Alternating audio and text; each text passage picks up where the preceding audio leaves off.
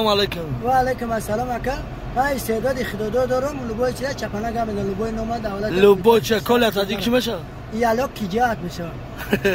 من باید سالی تولد گم میزنی. همه شما میگم که چند ساله چند ماه چند هفته چند روز چند ساعته. چه میدونی کنی خودت گو چی استعداد داری؟ تولدم نادیان.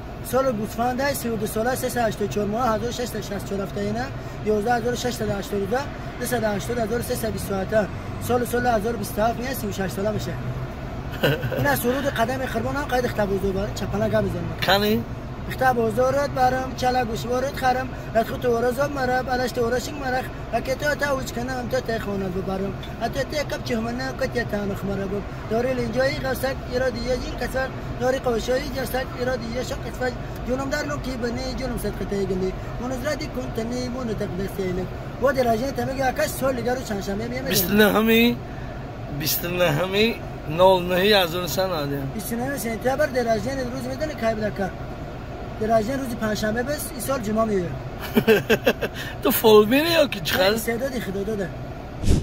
سلام علیکم دوستان برادرایی که میخواین ساونا بیاین سخوی پر مکری پر باشین و بازی کنین مرحمت در نمره در روی اکران بوده حتما زنگ بزنین 904 10 62 82 رقم های تلفنی ادمنستراتور حتما زنگ زنین نرخ نواش ادرس همش میگه.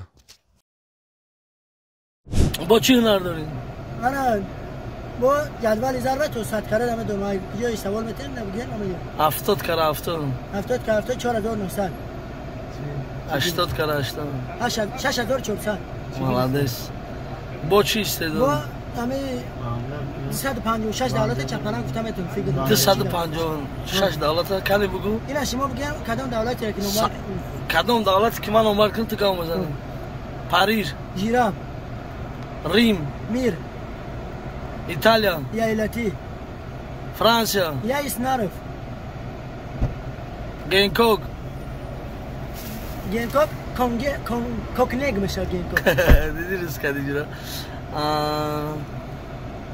کیتای یاتیک